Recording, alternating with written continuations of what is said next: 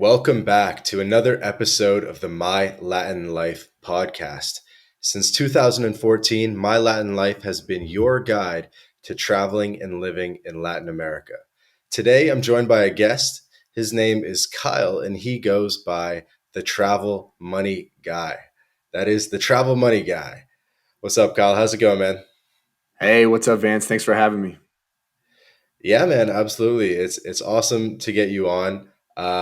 There's, I guess, I heard about you through Dan Rustine, Danny Boo Boo, um, and there's been like a consistent sort of Colombia and Medellin theme on the early podcast guests, but we'll diversify eventually. But I guess we're going deep on Medellin for a lot of the first couple episodes we have. Yeah, not a bad idea just to pick one city and really dive deep because then your listeners will get a lot of value from that. So I didn't know Danny told you about me. That was nice of him. Yeah, Danny told me about two guys, yourself and the money. Sorry, yourself and Sam Miller Life. Yeah. So Sam and I recorded a podcast just yesterday, and then getting you on now, and so I guess I'm trying to round up the whole Colombian gringo crew or something. So let's get into your background. Give everyone a little bit about who you are. And I know you're from Houston and you lived in a couple cities in Latin America, but would love to hear more. Yeah. So I grew up in a kind of a suburb, kind of a country-esque suburb of Houston. Hmm. But then, I did the, kind of the American dream. I went to Texas A&M University, graduated and worked for 5 years for a large money management firm, which we sold investments to like Merrill Lynch, Morgan Stanley, UBS, things like that. Hmm. And that was always my dream to work in like something like stockbroker esque because I was a kid in the 90s and I wanted to be a stockbroker when I was a kid. And then, Hmm. um, and then after that, I visited Medellin. Was my first kind of solo trip when I was about 25. Hmm. And then, that just totally messed up my life, my life, or my what I thought was going to be this American dream. Married and with a house and kids. By whatever 25 or 30. I visited Medellin and I did a early what I call an early retirement. I took a year off when I was like 26 and lived in Medellin, and then went back to the corporate world 4 years. Did tech sales Hmm. because I got a taste of kind of like remote work. Right. I didn't want to go back to the suit and tie, even though I love the investment stuff. But yeah, and then I did 4 years corporate world, and then I bounced. I did I guess my second retirement, and during the pandemic, I moved to Tulum. It was the only place open, and then once Colombia kind of calmed down, I made my way back here. Um, so so that's kind of where the name, the Travel Money Guy, came from. Was I have that investment background? That's what's helped me live for 2 years Hmm. without having a corporate job, and Hmm. work on my YouTube channel and also kind of videography, video editing, all that kind of stuff. So, but yeah, I'm in Medellin, and that's where I'm at now. That's awesome, man. And I saw that I think the first you started your channel in November 2020. So it's been just barely maybe 15 months, a year and a bit. You've gotten over 1,000 subs, which is awesome to accomplish in your first year, and done it on relatively few videos as well. How's your YouTube journey been? Yeah, thanks, thanks, and Vance. Let me say thank you for asking because no one ever asked that question. People just like, oh, you have a YouTube channel, like how many subscribers you got? Oh, okay, like no one really understands the struggle, the I never knew anything about video editing. I've never been really consider myself a tech guy, but so yeah, thanks Hmm. for asking. Yeah, my first video was with my phone, my smartphone in a park in Mexico City, and I think I did. Oh, it's Mexico City open right now because it was like 2020 pandemic. No one knew left from Hmm. right, and if you can go to Mexico, and if you could eat at a restaurant, whatever. So that was my first video, and it's been a mental struggle for sure because you're starting over from scratch. You feel like Hmm. you're worthless. You don't know how to edit a video. You don't know how important audio is. So yeah, right now, guys, I'm talking to you on this mic because Nice. yeah, if you're sitting down and doing any sort of production, you need a real mic. And anyway, so It's been challenging for sure. And let me just say something. I'm not the guy, like, I've never been the type that's like, oh, hustle culture, like, I'm gonna crush this YouTube. Like, so I've taken my sweet time with the YouTube channel. I started off uploading like once a week. Uh but yeah, I've never really kept myself to I have to upload once a week or twice a week or once a month.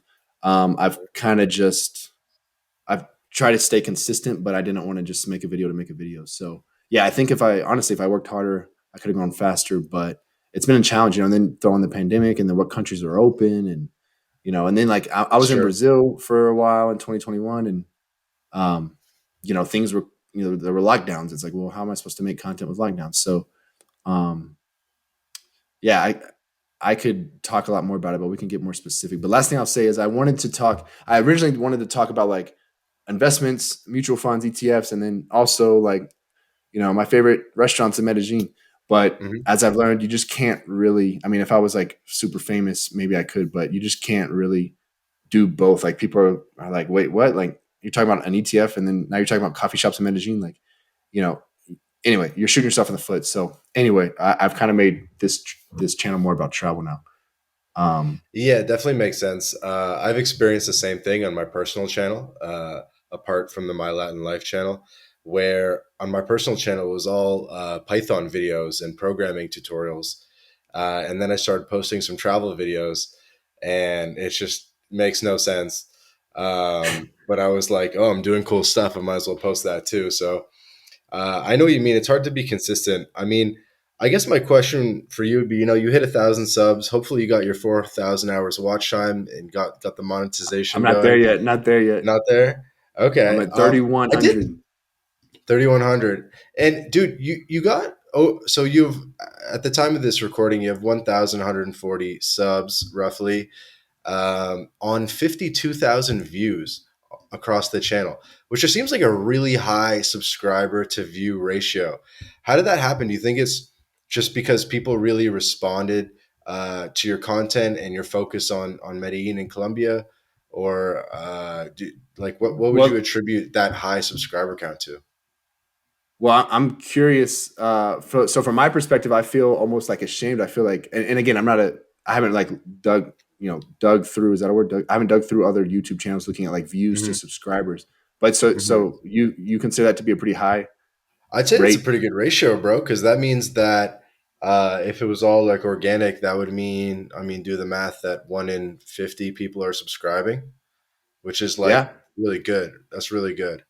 yeah. Actually, that's Um, a good way. I never thought about it like that. Yeah, that's actually really cool. Thank. um, I I don't know. Actually, I always kind of looked at it as a negative. I thought it was like, wow, that's a lot of views for not very many subscribers. But I um man, I'll be honest. My first video that hit like 1,000 views was, and looking back, like I didn't do this on purpose, but I was walking around Coyoacan in Mexico City, mhm. um, without. It was a Sunday afternoon in Coyoacan, and it was kind of like peak pandemic. But anyway, I wasn't wearing. I wasn't wearing a mask, and I don't want to get into like COVID talks on the podcast, but yeah, I wasn't wearing a mask. But to me, I just took it at that time. It was I'm like I'm outside, and I didn't take it so serious to wear a mask outside. Anyway, a lot of this was like Mexico City was on lockdown, so everyone was just on Facebook, being keyboard warriors. So it kind of like blew up in this Facebook group, and everyone was arguing about whether I should be wearing mask. Like, oh, the stupid foreigner coming here to Mexico City and infecting the the poor Mexican people. Um, so that was like the first video that kind of So got you some had like a traction. Actually, got media event. yeah, exactly. And I got a lot of subscribers off that. I went from like 200 to like 450 or something. Um, and Okay. that's where you kind of you learn, like, oh, like they say, like there's no such thing as bad publicity. And again, and looking back, like I probably, I don't know, things were early in the pandemic. I probably want to do that again, but I didn't do it as like, hey, I don't have to wear a mask. Like it just people got. I was like shocked. I thought it was a funny video. We learned what a mandilon is in Mexico, which is like it is a boyfriend that gets ordered around. It's like saying like you're the apron, like the girl bosses you around. And so we were trying to Sure. give away an apron in the streets of Coyoacan with these two Mexican girls. And I thought like I posted, I was like, oh, it's gonna be funny, and like it blew up into this. this big ordeal, like peak pandemic. Yeah, I think if you there's like the Medellin for expats Facebook group is like the most hilarious Facebook group in the world. It's like half the posts are about like something sort of social justice oriented or whatever, like politically correct oriented.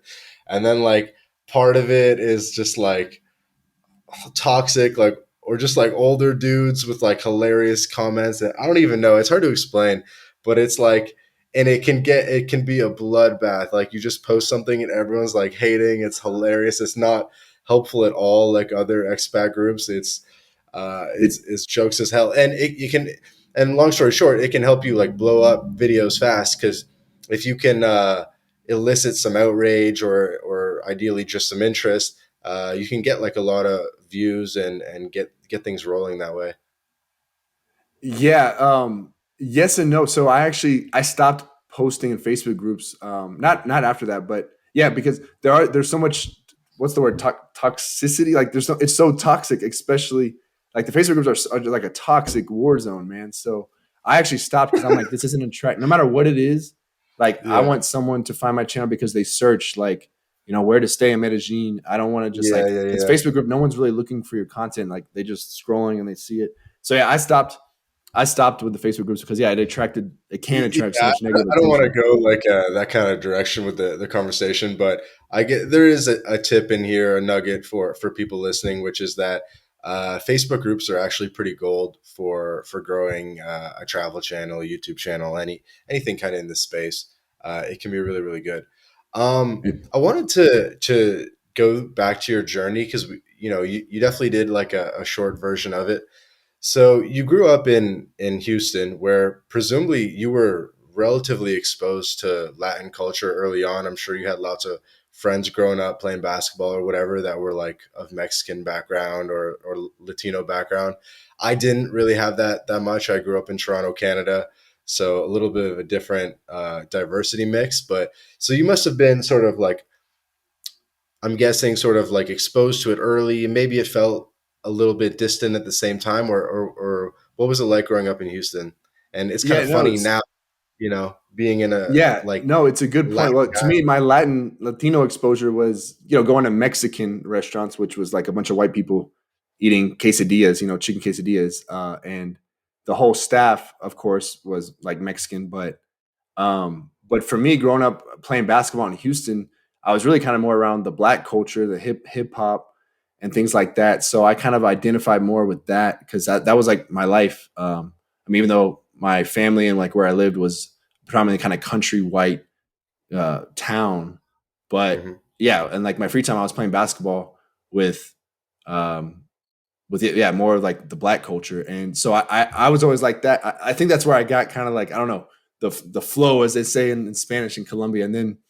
Um, and then I moved to San Antonio after college. And then, yeah, it was like, Latinos everywhere and Spanish everywhere. And I'm like, you know what? I mean, I've been around Spanish speakers my whole life. I want to learn Spanish. So I took like a little bit, I took a private class actually when I was like 24. Hmm. And yeah, and reggaeton. I always loved reggaeton, and I always joke that the um like when you grow up in the U.S. you think there's like two reggaeton songs, right? Like Gasolina and Danza Kuduro, and Gasolina. Pretty much. what Am I what is that? What's that second one? Which one? You've heard it, man. It's the I don't want to butcher it, but it's like I don't want to sing it, but Danza Kuduro. That's the name of the song. Danza Kuduro. Okay, okay, and then like some Yeah, Shakira, I guess. but Anyway, um, Don Omar, gotcha. Okay, okay, okay. and you've heard it. Like when you hear it, you'll be like, "Oh yeah, For sure, for sure, for sure. yeah." Um, And so were you like taking trips down to Mexico to go drinking when you were 19 and stuff like that? no, no, no. I never was that. No, I was not that type of person. No, I was. I, I was on the straight and narrow, man. I wasn't even drinking in college. I was. Yeah, I was staying to myself, and yeah. But then I visited. I was kind of just around in San Antonio. A lot more Latinos. Hmm. which San Antonio is like a Tex-Mex culture. There's not like I want to call them true Latinos. Sorry, San Antonio people, but But you got closer to the border. yeah, yeah, and then yeah, it's like started like liking reggaeton and stuff, and then I had here's where it all changed is I had a coworker. His parents were his dad was Pakistani and his mom was from Cali, Colombia, and he Hmm. told me, "Hey man, go check out Colombia." And long story, I did my research and I ended up in Medellin, and then I heard like Nicky Jam songs like Travasudas, and like El Perdón, and I'm like, whoa, there's like these are the coolest songs ever. Like I've never heard Yeah. this before. I didn't know there was more than Gasolina. So yeah, that and then I was like, man, life's over, or I mean, in a good way, like, or my life goals kind of did a 180. I was like, whoa, I love this place, and I remember going back and sitting in my cubicle basically, and like just imagining, like I would get excited, like butterflies, thinking about being in Medellin, and yeah, Okay. then I Okay. knew I was like, all right, I gotta move there. So you're in San Antonio. You're in the office. I guess it's like an asset management firm. You're making your money. You're driving to work, driving everywhere because it's Texas. I guess you got a Latino buddy that's showing you a bit of reggaeton. And then what really like pushed you over to the edge to say like, you know what, I'm gonna book this first flight? Did you Was there like something specific that really like pushed you over the edge and made that epiphany to take action? Um, I think when I just saw like the combination of the great weather, um, and then I saw like mountain views, and then the reggaeton, and then like you hear, I was like 25, and you hear like, oh, the women are so pretty in Medellin, the most beautiful girls in the world. Hmm. Um, so like just kind of a combination of all that, and then you hear, oh, it's really cheap too, like your dollar goes a long way, and I was like, man, I was like just so curious, like what is a bar, what is a nightclub like in Medellin? Hmm. Um, so yeah, that's what kind of led me to do it, and I was and one other thing, I'd gone on kind of my first real solo trip, like not flying with my family to visit Paris. My high school buddy was working in Paris, so I got a taste of like, whoa, like I don't have to ask anyone to go if I want to go to this museum. I don't have to ask anyone or like, do you want to go to this museum? Is that cool? Oh, we have to go to that. We have to go to whatever, the waterfall. Hmm. Oh, okay. So yeah. Anyway, it was like a combination of that first solo trip plus that coworker, and then game over. Definitely. And so this, I guess, was in like 2016. This first trip, somewhere around that range. Did you Yeah. know about My Latin Life back then, or did you know about any of these? A couple of the online websites with. Did you know about like Roosh V Forum? I don't know. Like, what were you like consuming back then? 4 Hour Work Week. Yeah, I would say the first one. I think I came across a few My Latin Life articles, to be honest. Um, but the big one was, I think it was called Medellin Living, was the big blog. Yeah, Medellin Living, which has since got bought out by another guy here in Medellin. But anyway, um, Medellin Living, I read a lot. I even bought the ebook for whatever, $9. It helped me a lot. It helped me a lot. And it's kind of cool now. Like it comes full circle because now I'm kind of working on a premium kind of video guide and PDF and things like that to help people in Medellin. We can talk about Hmm. that later. But um, the yeah, I read a lot of Medellin Living, and then just in general, not really relevant to Colombia, but like I read a lot of Nomadic Matt. I think everybody. I don't know. Did you read Nomadic Matt too back in the day? He's the early guy that would like dance in front of this like different stuff. No, No. he was kind of like, in my opinion, he was like the first real travel blogger, the first famous, or the first one I ever found, really. So I was, Yeah, rings a bell. I never. Oh yeah, this guy. I never got into. Uh, I know the site now that I'm looking at it. I know the site better than I know like the guy by like his persona, I guess. That's funny. Yeah, and then you probably read every post on the site, and you're gleaning tips and you're trying to learn more about the culture. And then how did things sort of like stack up on the ground versus your expectations and what you'd read and what you knew going into it? no, it was exceeded expectations. I mean, I stayed in Tiger Hostel in Poblado by myself. Um, yeah, the first, like, I walked in the hostel and it was like very small, like maybe 10, 15 people, but two, beautiful Colombian uh, salsa teachers, like all dressed up and there to teach the gringos how to dance. Like they were doing like a little salsa show, and it really was. It was like a movie. I'm like, what? Like this is real. Like you walk in and like just the energy, and then and then I dance. I like basically checked in. I put my luggage in my room, came out, and then I'm dancing like within an hour. Of getting in my hostel, I'm dancing with these Colombian girls, and I've never been a dancer or tried to dance before. So um, yeah, and I mean that was the first night, and then the next day I was walking around the street and like probably not a good idea now, but a random guy started talking to me and we spoke crappy English, crappy Spanish, but he like showed me around the whole city. Didn't want anything from me. Probably maybe he did now looking back, but anyway, I was naive, I guess. But maybe he did, maybe he didn't. Maybe he was just a good person. I don't know. Or maybe he was a good person that still wanted a tip. I don't know. But yeah, and it was a blast, man. The nightlife, the energy, and being a 25, 26-year-old guy was a perfect time to come here. Um, you know, yeah, with For sure. and yeah, It's just so different than what you've experienced up until that point. I mean, like Texas to Medellin, they're somewhat close on the map.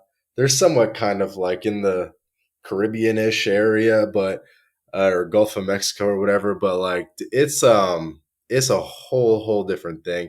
Probably your first time, kind of like in the mountains in this like coffee and jungly, like waterfall type place, and yeah.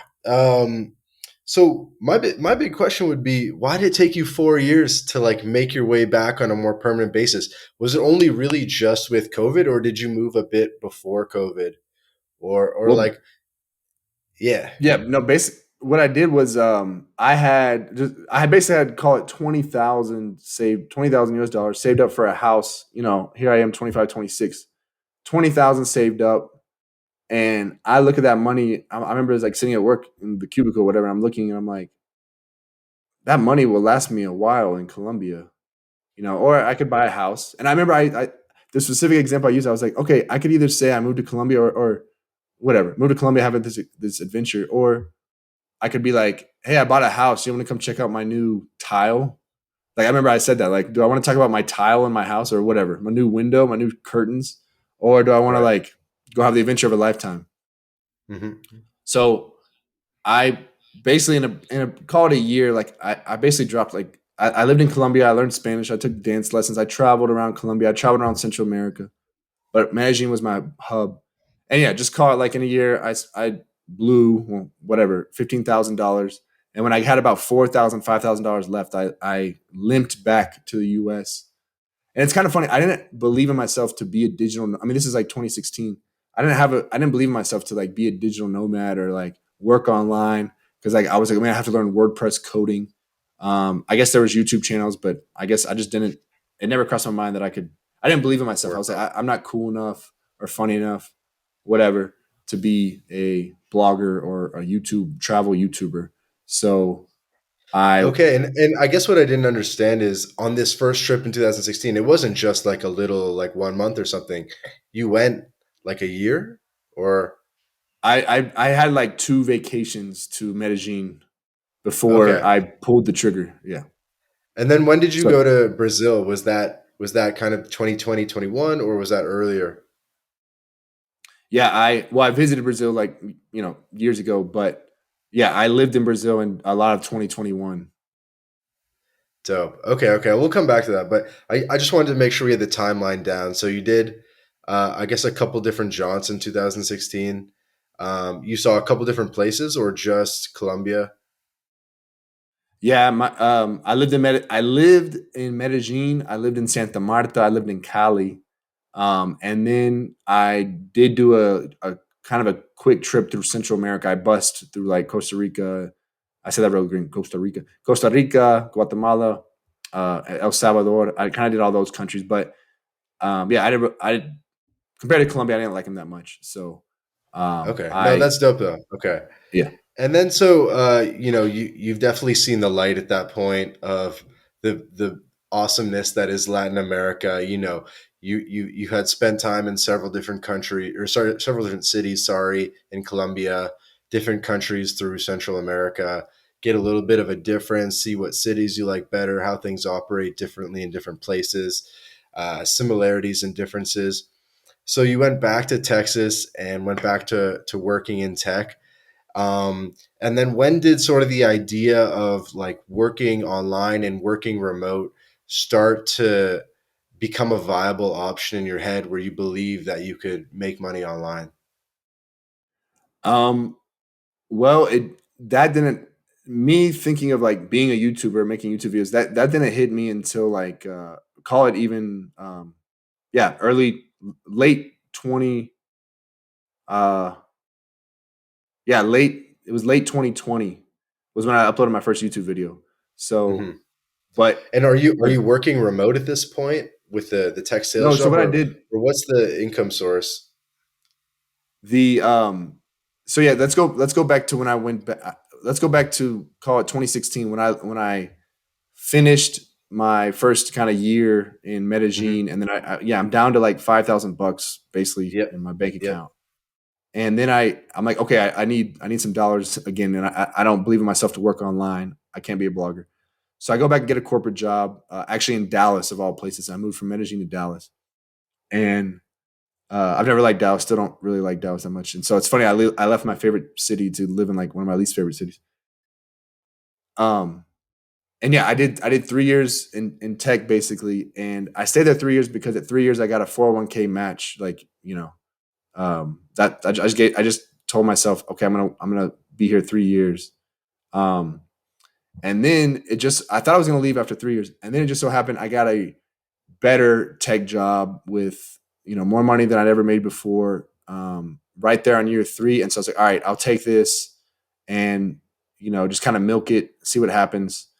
And I'm actually writing. I have a video written for this. I haven't filmed it yet, but Hmm. it my money was hitting my account a lot, but it wasn't a very good experience. Just as a being being I wasn't good at that job. The company wasn't that good. It was just a bad situation all around. So I end up leaving that, and that's when, like, I left that like a month before COVID hit, and I moved to Tulum. It was the only place open. I wanted to go to Spain, but closed. So I ended up in Tulum, Hmm. and I met a YouTuber who does like VPN YouTube stuff in Tulum. I bet you may have met him before. Guy's named Scott. But anyway, uh, and Scott, he kind of inspired me. Basically, he told me about what he does and how he does it. And I was like, all right, if I want to keep traveling the world for my whole life or stay out of the US or, whatever, I was like, I got to figure something out. So I was like, all right, YouTube it is. And yeah. And so that's when I started making is Mexico City open right now and just making videos in Mexico. And yeah, that's how I got started. Nice. So And then, so what have you been? So what's like other than YouTube? Do you make money through like working as a freelancer or doing sales stuff, or what else? yeah, so I haven't had a corporate job in 2 years, and most of my income has come from investments, mutual funds. And then I have an Upwork video editing profile. I've done a few projects. I just finished a project for a personal training buddy in Houston. He was doing some pad thai recipe. So I edited that for him, made some money. And then like I met a girl in Tulum. She just hit me up. She has like 100 travel videos she wants me to edit. So I'm working on that. But Mhm. yeah, most of my income still is in investments, comes from that. Um, and yeah, and then I'm trying to grow this YouTube thing and sell basically a premium guide to Medellin. That's what I'm working on right now. Yeah, get some digital products going. And Okay. and yeah, so I'm And like, go ahead. it hasn't been pretty. Like my money situation hasn't been pretty the last 2 years. Like I haven't had to work, but like it's not like I'm just um, I haven't been making money, but I've been surviving until like because I'm willing to go all in on myself because like I'm like anything I can do to not return to the U.S. corporate world and be told what to wear, what to say, what to do, where to be.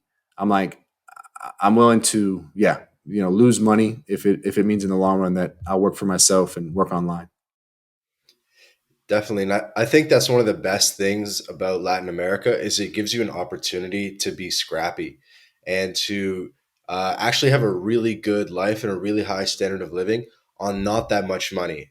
And people would be surprised how much you can scale down in terms of how little you could spend per month and have a nice life. Because it's important to always keep in mind. I mean, most people in Latin America have a minimum wage of between $300 and $400 US per month, and so they might have like they might be spending like 125 $150 on rent, and then kind of like the rest on food, and you can live like super cheap in Latin America if you're willing to live a really really local life. And then obviously you can, as you can do that for a while, be scrappy, build your business.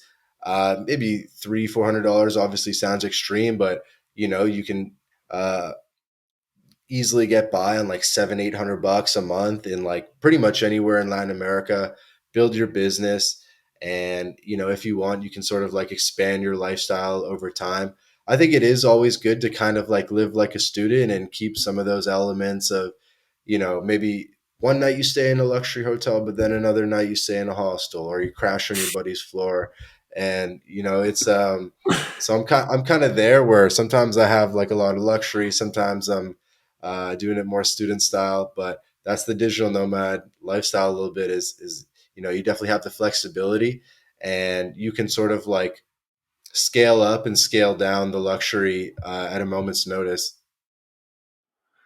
Yeah, no, you're right. And when I was in the corporate world, I was making good money, and I became a zombie. Like it was, basically. I mean, let's be honest. You respond to emails, you make money. You're not really having to like critically think. You're not having to solve problems. You're not having to create a market for yourself. And yeah, then I was going out on the weekends, partying, basically drinking, going out on the weekdays too, but having a good time. But like I wasn't growing, as a as an entrepreneur, definitely not. So now my motivation, actually, just yesterday, the motivation that hit me was like I remember being in college. I was super poor. Well, in college, like I mean, Mhm. relative to Latin America, but you get what I'm saying. But like in college, like Yeah, everyone's a little bit broken, looking for the dollar beers or whatever. Yeah. yeah, and that's been my like just this week. You're always looking for new ways to motivate yourself. And I remember Mhm. some, I would say rich sorority girls invited me to like go to their semi-formal or formal whatever. And I remember like all in my view, it was like with the rich boys too. We're going and like they all had like suits and stuff. Like we're in college, like 19 years old, and like they all had like suits, and I'm like, we're in college. Like how? Like, I remember thinking like, how do you have a suit in college? Like we're not interviewing yet. We're freshmen in college, and I remember thinking like I felt like very. I remember I don't know what I did. Like I had to like borrow someone's dress shoes or something. I remember thinking, and so that's like that was my motivation this week. I was like, man, like don't forget where you came from or that moment. I was like, I don't ever want to get back to that point where I'm having to like borrow dress shoes or And I was like, yeah. So that was my motivation this week. Yeah, because you always got to find new ways to motivate yourself. Yeah, I had a similar experience. I rushed a frat, and you have to wear like a suit and tie like all the time when you're in a frat or rushing a frat. And I remember like the day you sort of like get accepted or whatever. I wore the most mismatched suit you'd ever seen, bro. I had like the collared shirt was like orange and blue stripes. I had like a silver tie, and then like a gray like pinstripe blazer or something. I looked like a clown Dang, because I was like, "Ugh," dang, like yeah. Wow, those colors, man. Yeah. yeah. But yeah, you're in college, right? So it's like it's new to you that formal wear like that is new, and you don't have the money to be buying a nice suit. So yeah, It's jokes. And so you came back to Colombia a bunch of years later. How was it different? It must have been super different. In 2016 it was relatively undiscovered, quite low international arrivals, relatively low amounts of tourists in 2016, but the word was starting to get out. Maybe it was on the cover of Condé Nast or big travel magazines, and probably by 2019 it was like full steam. So maybe you came back to a Colombia that was almost prepared for you, as prepared as you were for it, because they were kind of used to gringos at this point, and the cafes in Poblado were full of people speaking English. And I mean, what was the difference like? Yeah, I mean, here in 2022, like I feel like I'm that old guy, like, oh, this hostel, this whatever rooftop pool hostel, 20 stories wasn't here, back in 2016. Like, I'm that guy now, and actually, I kind of have a challenge for like people coming to Medellin now. Is like, hey, see if you're a foreigner, see if you can go to an actual club and not see a foreigner. See if you can find only Colombians in that club. And in Poblado, you're not going to find it. Um, but yeah, it's honestly like I think I need to like sit down and be like, Kyle, you have to accept it that Medellin's not what it used to be. It's discovered. I mean, here's my the big thing I've seen is that like I'm starting to see like what I would call sorry American girls, but like basic American girls. Like Medellin is now a stop for like what I would say basic American girls, like Tulum, and then like, oh, we're going to Medellin next. Like it's no longer just like guys coming here to party and stuff. Like, girls are coming here for the coffee. Like That's a good I met point. like That's a good point. That yeah, I met it's not just guys anymore. It's couples. It's groups of girls. It's older people, business yeah, I met people. these like Georgia girls that were here for like, a wedding, I guess. And I don't know, it was probably a Colombian American getting married, I think. But still, like the fact that they were here and they're like basically doing like, brunch activities, like all these things that like, you never saw like American girls going to brunch in Medellin. So that's been the big one to me, the fact that there's just like American girls coming now. And it's another stop on it's a stop now on the Tulum. What's the Costa Rica place everyone goes? The Santa Tamarindo, Teresa. Puerto Viejo, yeah. Yeah, Anything in Costa Rica, really. But yeah, yeah, Medellin, definitely become a spot. I think it's fair to say easily one of the top five digital nomad hubs and communities in Latin America. It would be, Playa del Carmen, where I am, Medellin, where you are. Um, you know, the rest of the list is a little bit debatable, but those two yeah, are like for sure there, right? yeah, yeah. And on that note, like, yeah, I mean, Medellin has a lot. I mean, I feel like you don't even need a co-working in Medellin. I feel like there's a lot of cafes that have great Wi-Fi, and Hmm. obviously you don't want to like take advantage of the coffee shop, and you don't want to post up there 10 hours a day and order one coffee. But I always try to be mindful of that, and if I'm hanging out, I make sure I'm ordering stuff to support the businesses here. Um, but yeah, I think Medellin is the Wi-Fi here is great, especially compared to a lot of other Latin American cities. So Hmm. I know you've made a couple of so you by the way for everyone listening, you host a series called Medellin Mondays, where I guess you do sort of a Q&A every Monday. Um, Let me break down a couple things I don't like about Medellin, and maybe you could let me know what your thoughts are on this. Um, I'd say for me the big one is it is a very big dense city, and basically the whole like it's an interesting almost European city construct where the inner core is actually quite rich, or at least a lot of the rich areas are in the core, and then like everywhere up on the hills is like pretty much favela, or like or like favela, luxury favela. I don't know. So it's like all these like hilly areas, and they can just literally come down on the motorbike anytime and like rob people. And if you go in those Medellin expat groups, like every single day, like just some guy on like a motorcycle with a gun is just coming down to Poblado, shit like that. Another of the cons is like and just sort of like I guess you could call it like what's the word? But like the rich poor dynamic. Another thing would be like the scoping, and I forget how to say it, scopolamine, yeah, and yeah, it's just insane. It's insane how prevalent it is. If people aren't familiar with it, basically it's sort of like a liquid that people can put in your drinks, or even just sort of like spray in your face as like a mist, and you basically become like a zombie, and you're basically in a trance, and then people can rob you. and it's insane. And it's like a whole industry in Medellin and Colombia at large, uh, which is just insane. And it makes me not want to be there for that. And then, yeah, start with that. Yeah. um, So the let's start with the scopolamine. I always say it weird too. Scopolamine. Me too. Yeah. Yeah, scope. We are just getting scoped, right? So everyone listening, let me tell you, and I say this on my managing Mondays. I say this in my videos, and it's real simple. Like the guys that get scoped, and again, it could happen to anybody. I'm not immune, so there's that. But like, it's always.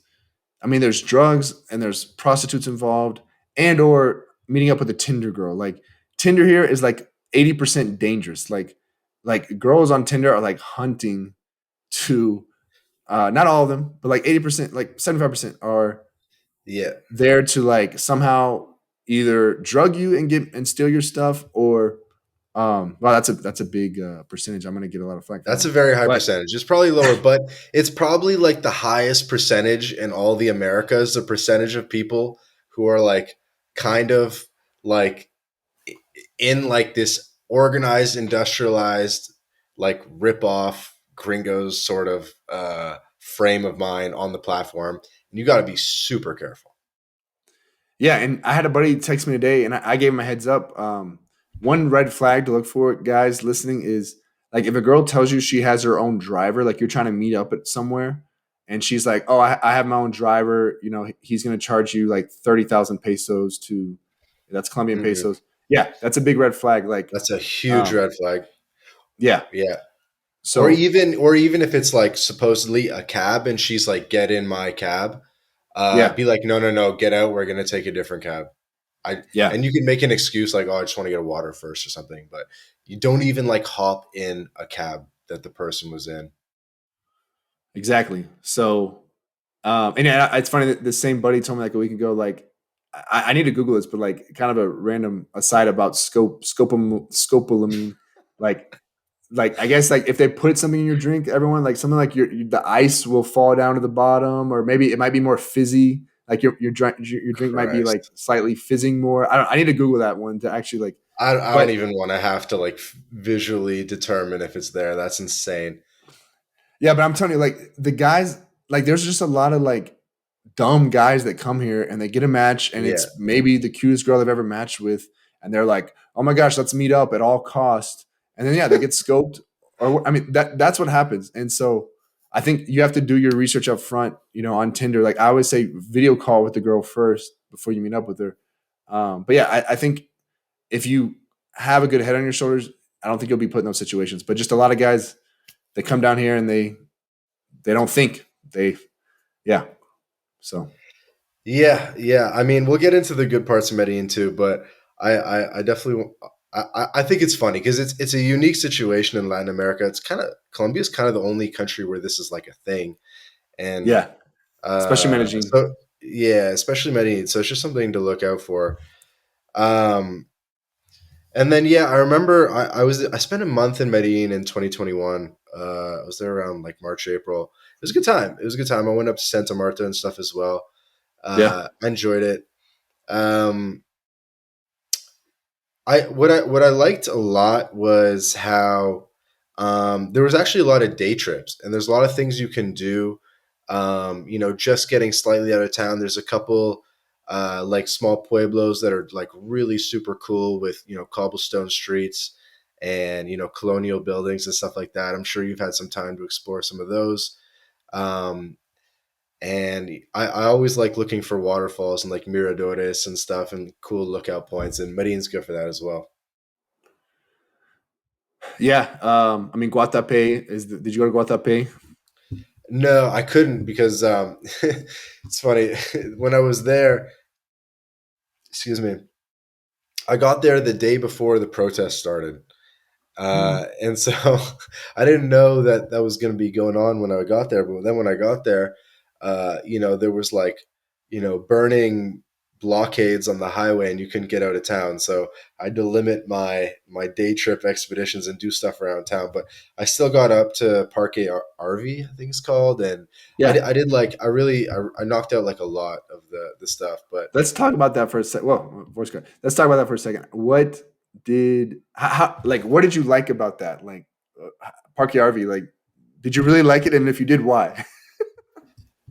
yeah, man, I did like I'm really good about like I work a normal Monday to Friday job.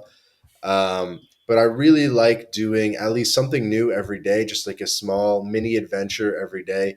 And then on weekends, I try to knock out those sort of bigger, like all day trips. So I think Parque RV I did on a weekend. I thought it was really cool taking the cable Yeah. car. So basically like there's Parque RV is like this park that's on top of the hill. So like Medellin is like in the bottom like of the valley, and then on the top of the mountain, on the very top of the mountain, is Parque RV, and it's actually like a very different climate because it's got to be like 1,000 meters or more elevated above the Medellin whatever city level. So it's a bit of a different climate, more pine trees and stuff like that. And I thought it was dope. I mean, it's very accessible by public transportation. You can take the Medellin subway to the cable car. You hop right on the cable car. You go up. As I was alluding to before, you're going up and you're going up the hill, and it looks like Rio de Janeiro. You're just like flying over top of these like favelas, and it's crazy. And there's just you really get to feel how big Medellin actually is. Like when you're down in the core in Poblado and Laureles, it doesn't feel you don't have a full grasp of how big the city is. But once you get above and you're looking from a mirador or from the cable car, you see, damn, like there's a lot of people in this city. This is a big city. Um, and then you get up there, and I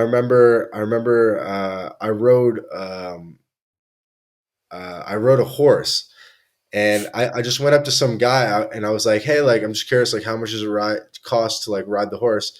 And he said like $10, and I was like, okay, $5, you know what I mean? And I'm like, all Yeah. right, let's do it. And then we're off, and we go and we go, and he's like, oh, I'll show you this like waterfall, blah blah blah. So I'm like, this is sick. I'm like on the back of a horse for like literally like $5. I was something like that, maybe even less. It was so cheap. I was like, this is dope. We're on the back of a horse. We get down to the waterfall, and he's like, oye, eres canadiense? I'm like, yeah, I'm Canadian. He's like, pues, ¿te gusta fumar? And I'm like, a veces. And he just like whips out a little something to fumar.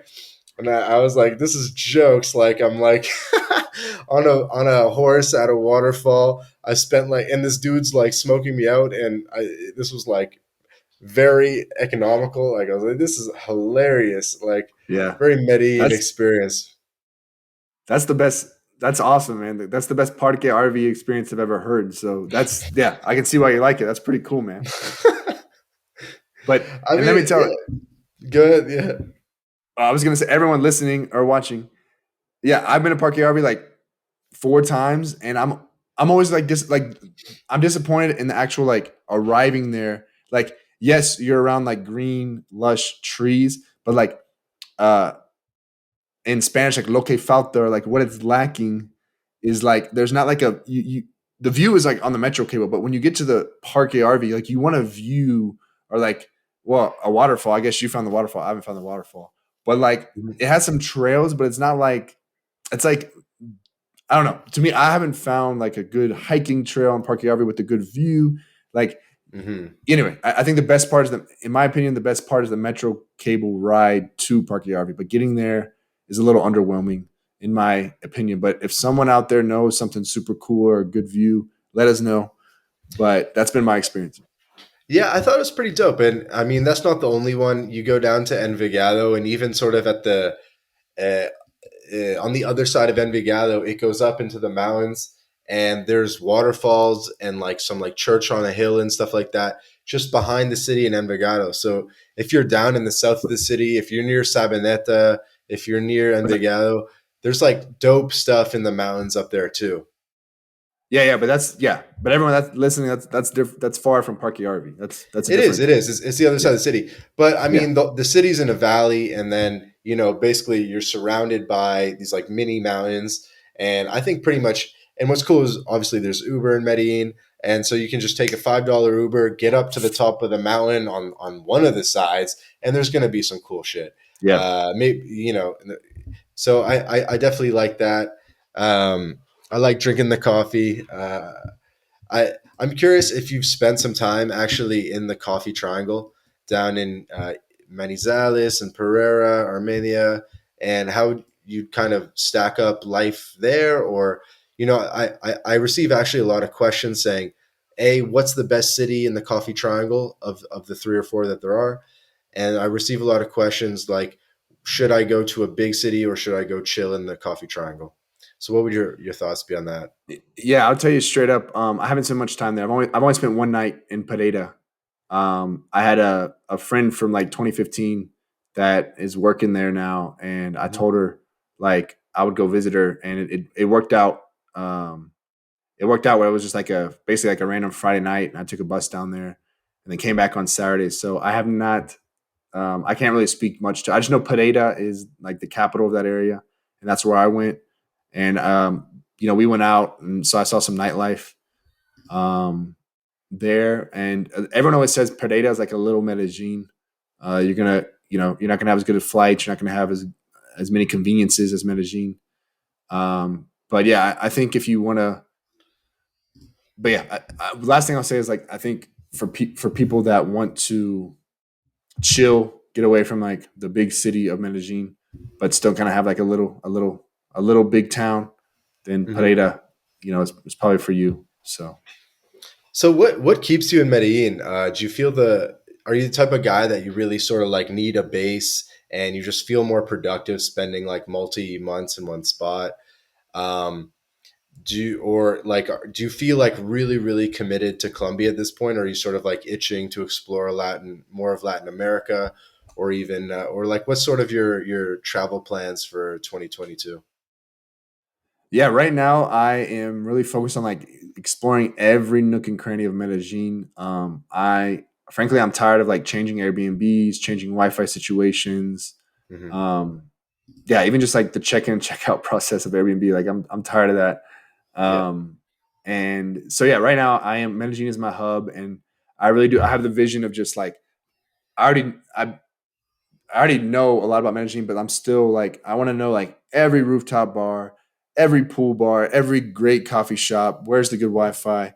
And then I'm putting all that into a A Medellin product. kind of premium guide that'll be a Facebook group with me in it if you buy it, so you can actually talk to me directly and the group. Yep. A PDF if you want to read it, and then also a video guide so you can actually see it. So that's what I'm working on right now. Kind of I feel like before I die, I have to like share everything I know about Medellin with, I don't want to say the world, but people that want to know because it's going to be premium. Yeah, I'm not really, and actually now I have so much like camera equipment now. Like anyway, I don't like traveling with all that. Video Yeah. editing laptop, and lights and this microphone and then my Sony camera and the list goes on and on. It's like it never stops. So I'm not really into like bouncing around all the time. I have a good basketball group here, which I get a lot of. I have good friends from that and good physical benefits, obviously. So yeah, I have a good like normal life in Medellin. So I'm not too keen on like hopping on a bus with a backpack right now. Definitely, I definitely back it. Danny Rusty and Danny Boo Boo just bought an apartment in Medellin. Got his residency. Currently waiting on his cedula. Are you still doing the tourist visa thing? Have you been looking at sort of regularizing, getting like a residency visa? I'm on the tourist visa right now, and then in the next month I'll probably look into or do the process of like a student visa, get another year maybe.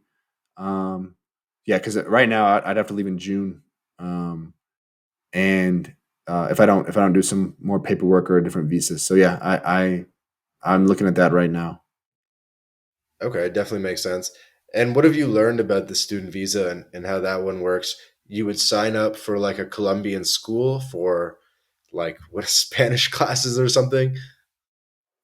Yeah, it's I've heard so like yeah, I've heard there's one language school that is kind of more lax on like making you go to class, or whether it's, or maybe if you do it's like online.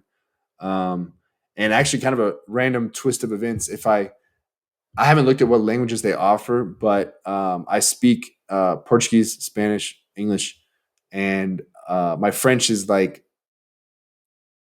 I'm kind of fluent in French, and so anyway, I might try like a different language. Like actually, in Mexico, I started Russian like a year ago. I started learning Russian. So anyway, I might try to just pick like a random language, and hopefully through the language school, I could do that.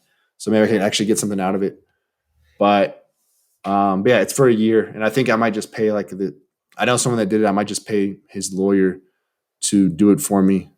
So Yeah, there's no. that dude, that's a good point because I mean, I'm thinking about this now, thinking out loud a bit, and you know, a lot of the nomad capitalist type websites, they really focus on investor visas and buying real estate and stuff like that. But you got to buy real estate cash. It's a pretty long process. It's like a huge amount of money for most people. And then there's like pensioner visas, the pensionado and rentista visas, Yeah, but not everyone has those income streams, and or maybe does it just doesn't fit for a lot of people's situations. But the student visa can pretty much work for anyone because it, as long as like the country has it, depending on the rules, like hopefully you can just sign up for a class. You know, due to COVID, hopefully it's mostly online anyway. Maybe you just show up like once to, you know, get some papers or something, and you know you just throw down like $1,500 and boom, and you know you're good. And sure, maybe it's not as permanent as an investor visa or something like that, but it'll give you time in the country, and then you know when you have more time on the country you can continue to build contacts, see how things work, and sort of like find another way to like keep things going. But yeah, at least so yeah, I mean, I think student visas makes a lot of sense, and I think it's something that actually in my Latin life, I'm gonna have to focus on a little bit in getting that information dug up and dispersed and shared to people about how to do the student visas. yeah, and here's a real life situation for you, and someone's probably going to check me on this because I haven't like done my research, so I probably shouldn't say it before I did my research. But like, let's just say I'm living in Medellin on a student visa. Like, I like the idea of keeping all my money in the U.S. Like, I don't want to have to pay taxes in Colombia with like you said, the investment visa, the business visas. Yeah, So like, and then the foreign income tax exclusion, right? yep, So yeah, it's like if I can somehow generate, say, uh, for those that don't know, it's basically like if you live outside the U.S. for most of the year, you don't have to pay taxes on like $110,000 of income. So it's like, I mean, that's a great spot. I don't know, maybe but I mean, hey, if I'm making 110,000 from digital products and I'm on a student visa in Medellin, it's like you're not even paying income tax. There's probably that sounds too good to be true, but um, yeah. The only sort of like so I've been dealing with the FEIE, the foreigner and income exclusion, for a number of years now. Originally, because I'm a Canadian American dual citizen and I was living in Canada and I was paying taxes in Canada, but just I had to fill out that stuff and file a U.S. return.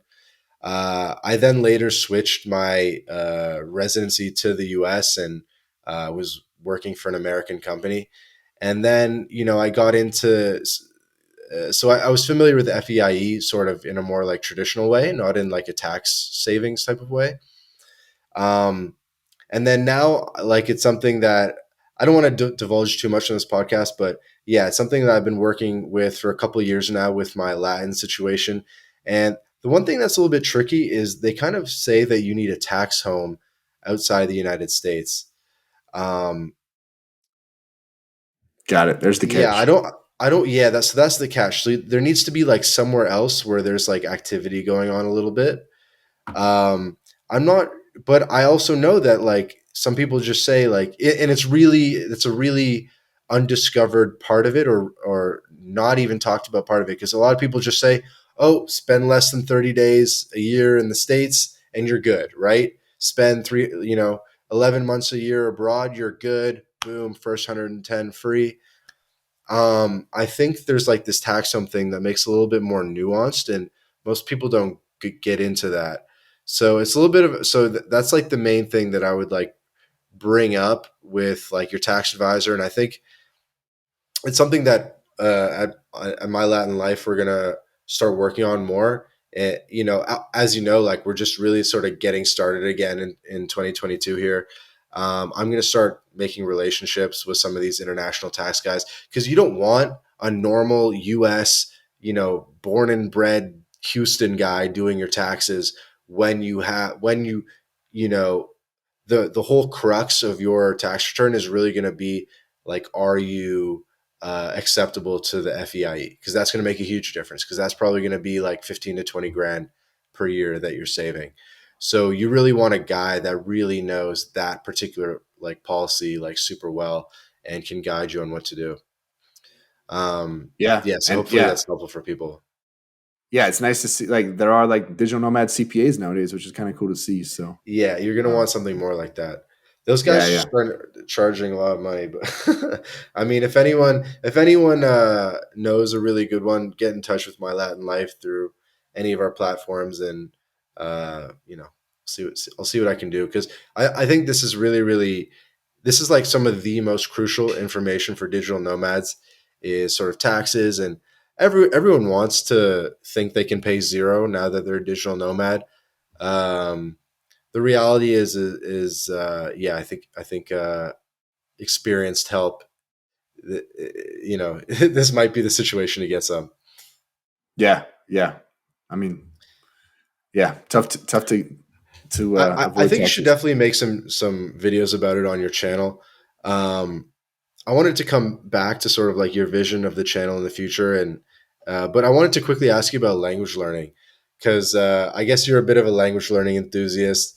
You cover basically the four I cover: English, French, Spanish, Portuguese.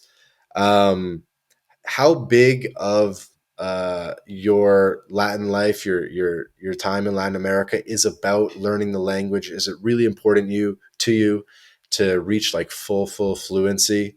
And like, is that a big part of the intellectual like motivation to live abroad? Yeah, I mean, to be honest, I'm at the point where I don't want to go to a country where I don't speak the language because I feel like, you know, if I go to that country, I feel like I'll only consume like 10%. And I think I'm missing out like on 90% of what the country can offer if you can't speak the language. And I mean, Hmm. that's probably, not accurate, but like I'd love to go to Turkey. I can't speak Turkish, but they speak Turkish. I don't even know. Anyway, but uh I think The it's bigger really question is like, do you want to learn the language there? And that's why like somewhere like Turkey doesn't interest me because I don't really want to learn Turkish or Greek. I like the sort of bigger languages that cover a lot of ground. So kind of like the United Nations languages that are spoken yeah, in dozens of countries. So yeah, Turkish is spoken in a couple places, but bad example. But you know what I mean. yeah, So like that's why I do really like. I like focusing my time in places where I want to learn the language. So that's why you're never really going to see me spending big time in Latvia or something like that. Cause I yeah. just, you know what I mean? Like it's a completely different dynamic for you as the traveler because, um, it's like, are you in a place where you're practicing your languages or are you in a place where you're basically just giving English lessons? Yeah. Um, well, and for me, my motivation was being from Texas, like, and once you travel to like South America, you start seeing like America, as Canada down to Argentina. The whole you see it as like one continent. Like we were taught in Houston that there's North America and South America. What do they teach in Toronto? Or I don't know where you Yeah, went in, to. in Canada, they also teach that it's two continents, that there are seven in total: North America, South America. Uh, I think this might be a surprise to some listeners that in Latin America, they just consider the Americas one continent and they think there's only six continents. And they just call it like El Continente. and Yeah, and it makes sense because you could walk from Canada to Argentina if you had time. You could literally walk the whole thing. New video You know, idea. I mean, it um, would take you a while. You would need some time, but it's one like contiguous landmass, and so I get where they're coming from. But it sort of leads to a different mindset where the two continent mindset sort of creates a bit of like a us versus them dynamic. Whereas if you think of it as one contiguous continent, it's more like, oh, we're all in this together. It's not English versus Spanish. It's you know, just one big happy family. yeah, and so once I kind of that changed my mind a little bit. Once I lived in Latin America, I started seeing as like all America, especially relative to the rest of the world, right? Like, Mhm. Argentina and the USA have a lot more in common than like, the USA and you know China or a lot of other countries. So I told myself I was like, I want to go anywhere on my continent and speak the language. And yeah, I don't know a lot of indigenous languages, but like, I can go to Canada and speak French or Haiti and then yeah, obviously Spanish, Colombia, Yeah. Mexico, Portuguese, and Brazil. So that was like like I talked about earlier, finding motivation. I was like, okay, that kind of motivates me to learn those languages. Yeah, all the Um, languages that make you good in the hood anywhere in the Americas. yeah, which sounds pretty badass to say, honestly. Like, Yeah, I think of um, it that way too.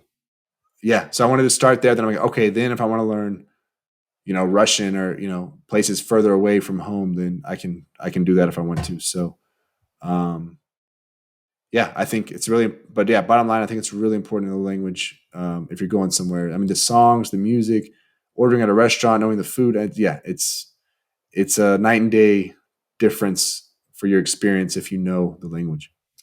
And what would be your number one tip for learning languages? Good question.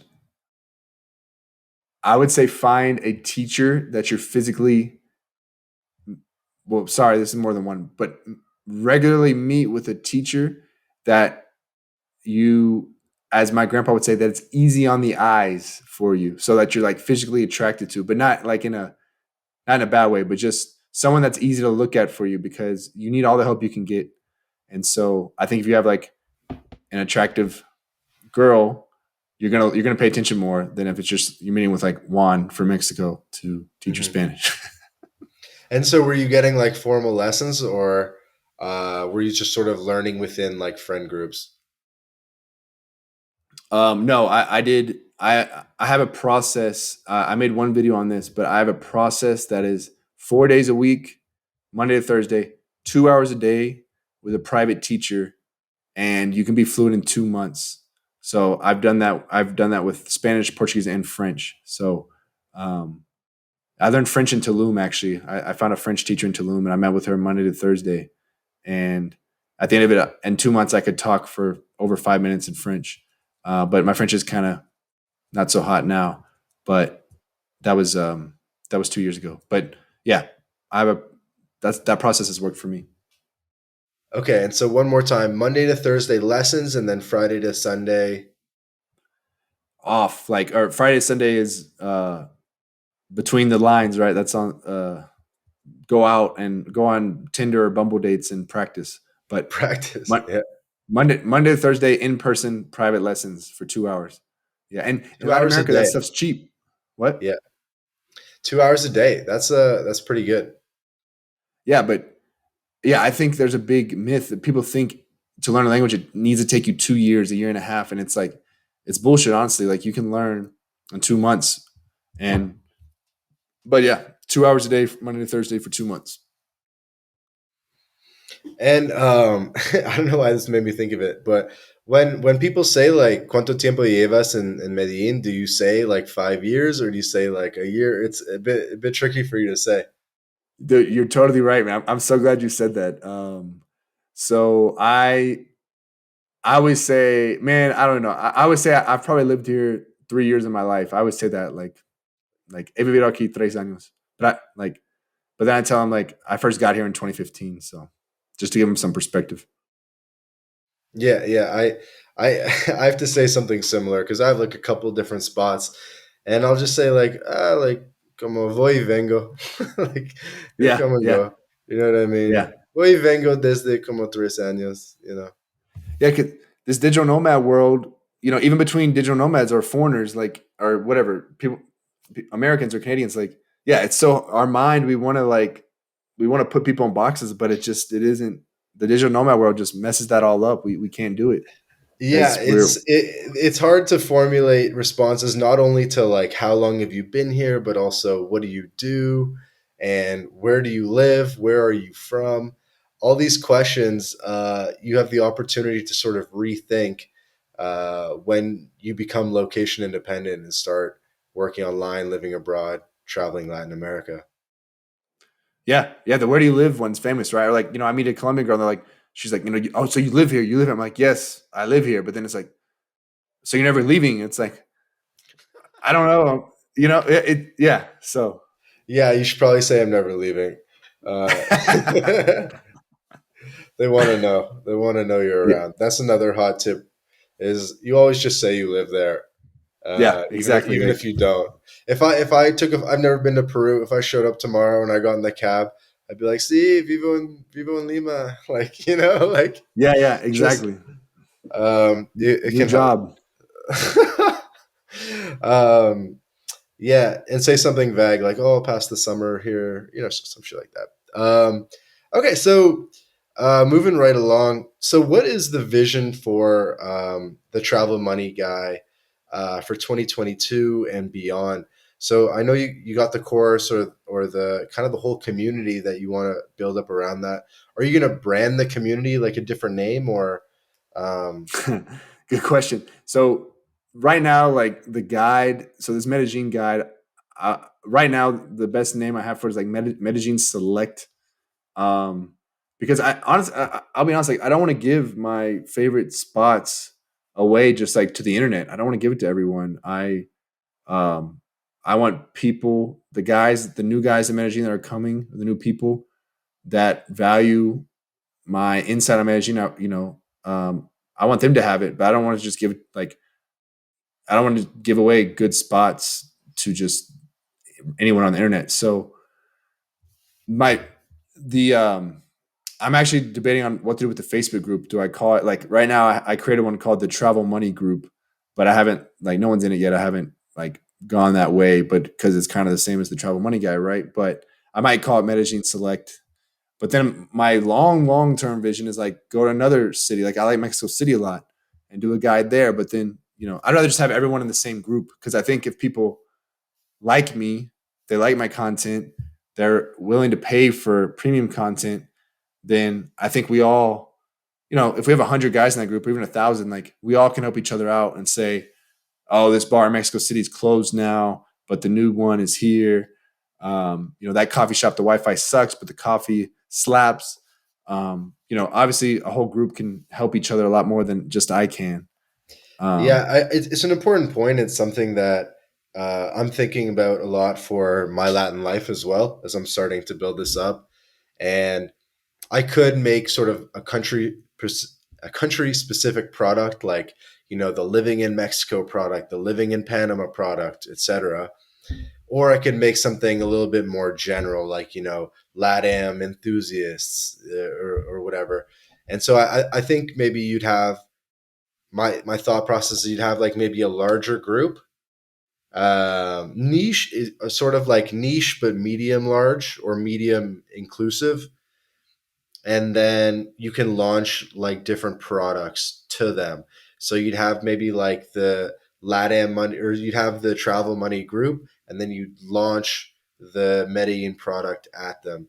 So sort of like niche products, but then like a slightly larger community that's potentially open to like multiple different products. That's how I'm thinking about it a bit, but I'm no expert. yeah, yeah. There's a number of ways to do it, but one guy, you had Tusk on here, right? I went on his account. I streamed on his account. We're gonna have him on for like a My Latin Life podcast, but no, I spoke on his account. Yeah, well, I met Tuss like a year ago in Rio de Janeiro. And so one thing he does is like he throws. I don't know if he thinks about it or if he just like I think he just throws like any guy he meets, he puts him in a WhatsApp group. And it's not even like business wise. He doesn't like put his content in that WhatsApp group. But yeah, so it was like this WhatsApp group of like 100 plus guys. And everyone's just like, oh, hey, I'm leaving Rio de Janeiro. I'm going to Berlin. Or, I'm leaving Berlin. I'm going to Madrid. And like, yeah. Yeah. And everyone's like, oh, I'm in Madrid. And that was kind of like what spurred my vision. I'm like, you know, and again, back to what I said, like I want it to be a select group of people. I don't want it to be anyone on the internet. And so if it's people that like me, they like my content, and they have $100 or so to buy the guide, like those are the type of people I probably want to hang out with in any, whether it's Mexico City or Playa del Carmen or wherever. I think that gets rid of a lot of just like the people you probably don't want to hang out with. So that's my vision. Yeah, I like it. It's an interesting space to build a community because you got to keep it clean and everything. But I think there's definitely a lot of value for guys to meet up, find travel partners, potentially business partners, people to work with, things like that. So I 100% agree. Yeah, and let's be honest. I mean, I'll speak for myself, but yeah, digital nomads. I mean, we can be like lonely as like we can be super lonely. You're changing cities. Um, your dating life is changing. Like, yeah, I mean, and so I think that is. I know personally, I've had periods, especially during pandemic lockdowns and stuff, where yeah, I've had periods where yeah, I'm lonely, and you're looking for community. We're community, minded creatures, and so yeah, I think that's another problem I want to solve. Not just telling you where to go, what to do, but also having that community where you can get together, watch a football game or whatever. Yeah, definitely. I mean, there's a couple websites out there, of course, Nomad List. My friend has a new company called Adventurely, where you can sort of find travel partners. You can also look for hustle houses, hacker houses, kind of like co-living situations where maybe there's a couple digital nomads or expats living together in a house, and it's good to find like 1 month accommodations and stuff like that in places like that. But yeah, it's definitely growing. I mean, the number of digital nomads is growing exponentially. Month over month, year over year. The amount of people from North America um, traveling to and moving to Latin America is just going to continue to grow. It's a no brainer, really, when you can basically cut your expenses down by like 80%, have a higher standard of living, better weather, better adventures, friendlier people, better nightlife, you know, cheap fruit and like better fruit and vegetables because it never Yeah, went on a real container. food. Real food didn't come on a container ship frozen Yeah, like the yeah, bananas you have at home. It literally just like came in a truck and never was frozen, and it tastes way better. yeah, Latin America is just way, way better. And, as long as there's Wi Fi, you can get your job done and, spend the rest of your day surfing and everything and on any level of budget. So I think it's an absolute no brainer. Same time zone. I think it's an absolute no brainer for people from Canada and the US to at least sort of set up like a second base, at least sort of start getting your feet wet, learning more about Latin America. There's definitely a little bit of like a cultural divide where there's not too much interaction between American and Latin American culture, at least historically there hasn't been. I think reggaeton's actually reducing that barrier a little bit. Like you would never hear Latin music in a New York nightclub, 5 years ago or whatever, and now you'll hear J Balvin or whatever in a New York yeah, nightclub, in a Chicago yeah. nightclub, in a Dallas nightclub. So I think the world's getting smaller for sure. Um, yeah. Any other last thoughts or things you want to mention?